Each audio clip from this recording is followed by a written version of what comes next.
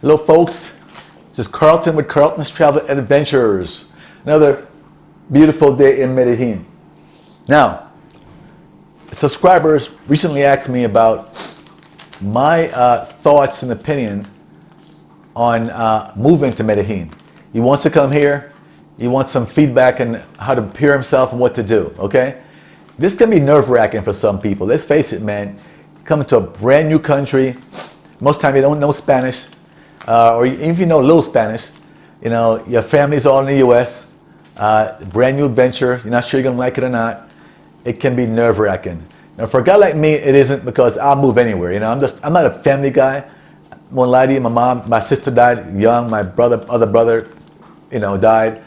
So I do have a half sister, half brother. We don't really talk that much at all. I haven't spoken to one in about 10 years. The other one I spoke to maybe once or twice a year.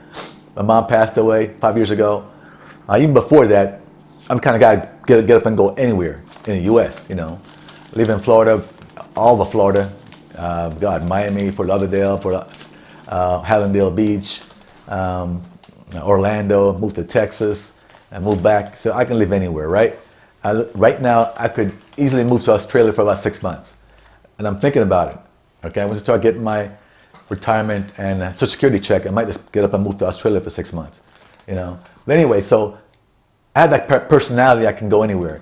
For most people, it's tough. You got family, you got friends in your town. When you guys in the same town, you go away to college, you come back, like a friend of mine, grew up somewhere, went to college, came back, and still live in the same town, you know, 35, 40 years later. Some of you guys, it's tough. It's really tough. So, run through a few things, right, to help this guy out, and some of you guys out, you think about coming. It can be tough. First thing I'll say to you, this is obvious, make sure you got your money straight, you know. Do not want to come here, and then have to run home after, you know, a year or two because your money's not straight. If you're on Social Security, pension, good. You know, you're retired. Let's say you're not retired. I moved before I retired. I'm not retired in age yet. I'm here. I would say make sure you can make sure you have enough for about $30,000 a year, okay? And I don't want to hear people tell me it's too much, all right? Stop. Don't even respond to me about that. This is my opinion, and I'm giving them what I think is the best thing to do, right? Make sure you have about $30,000 a year to live on until your retirement and Social Security kicks in, okay? We not said that much.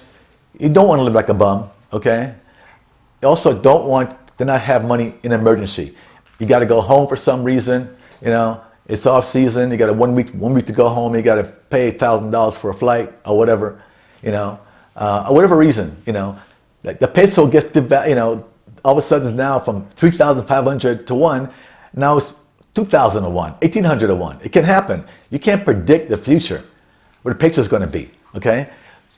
So as a banker, you got to prepare yourself. You know what I'm saying? So any kind of emergency. So it's best to have too much or too little. I have to run home after 2 or 3 years. Let's say you're 50 years old, you want to retire.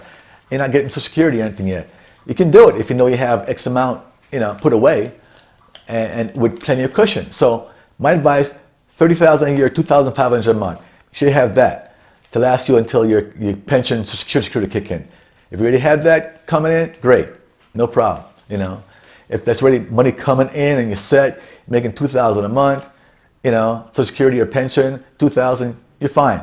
Checks coming in every month like clockwork. You know, don't worry about it. Then you're good at $2,000 or less.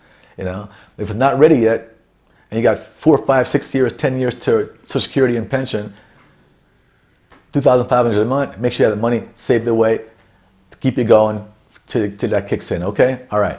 Now, like I said, it can be nerve-wracking. So, you got to write plans down. Next thing is to plan your move, okay? And I said, do not just move here all of a sudden and think you're going to live here, you know, for the next 5 years. Come here first and live here for a month. Okay, keep your stuff in the States. Don't sell anything. Live here for 2 weeks to a month on a vacation, you know. Get to know the place. Make sure you like it, you know. Might even do 2 trips. You know, I've been coming here for maybe, I don't know, 4 or 5 years, maybe 4 years before I moved here. Make sure you like it. before you move. Because I might tell you it's great, my buddy says it's great, and then you come here, you don't like it. I don't know what you like or don't like, okay? So visit it for a while before you move, all right? Now when you decide you're gonna move, now you put pen to paper and start to plan your move, okay? Plan your move. You know, you're gonna rent, where you're gonna rent, you know? You're gonna do an Airbnb for a while. You're gonna rent an apartment for a while. Where you're gonna rent the apartment? Write it down. When you're gonna move, you know, you're gonna move end of December, you're gonna move into January, okay? What will it take to get to that point, all right? Do I sell all my furniture? Do I sell everything? Sell my car? Like I just sold my car, sold everything within a month, okay? Sold my bed, you know, took a beating on my bed, like I told you. Bought the bed 8 months earlier for almost $1,000, sold it for $250, all right? You gotta move, you gotta move. Beds do not keep value. No matter how much you spend for a bed, they just don't keep their value. So just realize that, okay? So you gotta sit down and put a pen to paper and plan your move. You own a house, you're gonna keep the house, you know. A lot of guys I know keep their house in the States, you know, especially if it's paid for. I didn't want to keep anything there. I don't want anything to bother me to going back there, okay? But some guys feel better, they have something to go back to in an emergency. Cool, depends on you, all right? I go back to a damn hotel room if I want to rent somewhere cheap. I don't plan on going back anyway, but plan to sit down, put pen to paper, and think about all the things it takes for you to leave the country, all right? Then you got to inform all your family members where you are. Register with the State Department. On the State Department website, put your name in, you know, family members, all that stuff in case something happens, you have to contact them, all right? Something can happen, all right? Don't forget to do that, all right? So plan your move.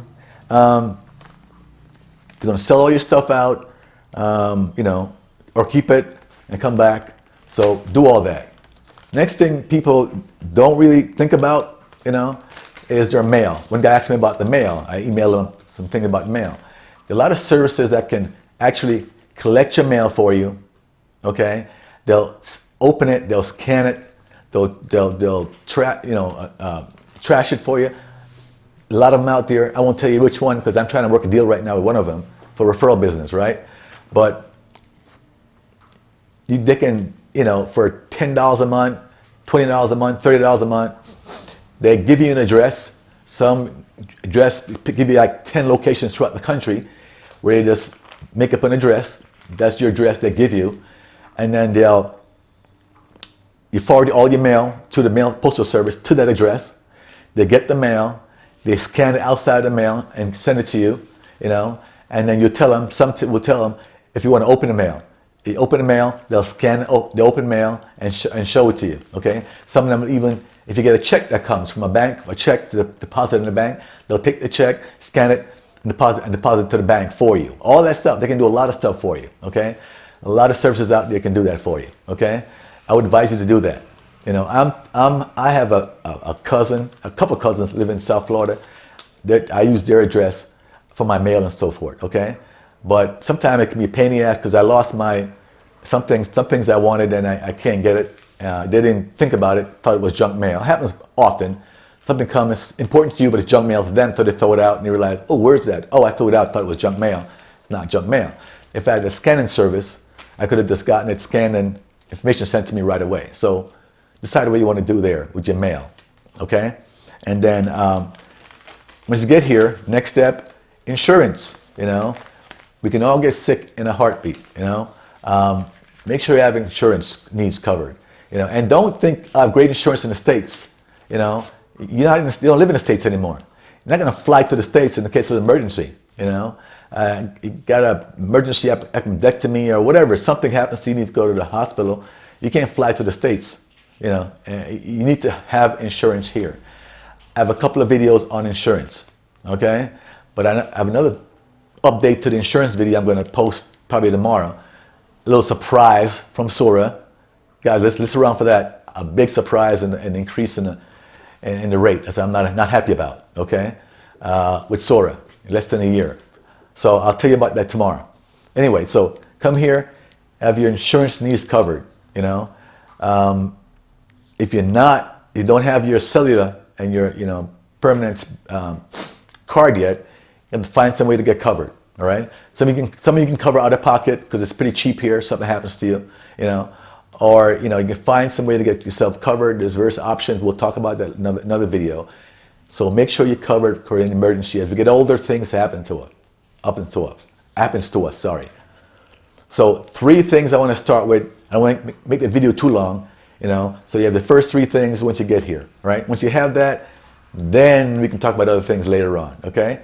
So that's my advice to the guy who want to talk about helping him plan his move to Medellin. I love it here. I wouldn't want to go back. I don't really have family there anymore. So this is my new home. If I leave here, I might go to another country in South America or Australia or somewhere else. But I really have no need to go back to the US. I really don't want to, tell the truth. Okay? All right now. Hope this is helpful for you guys. And like the videos if you like them. Have a good day.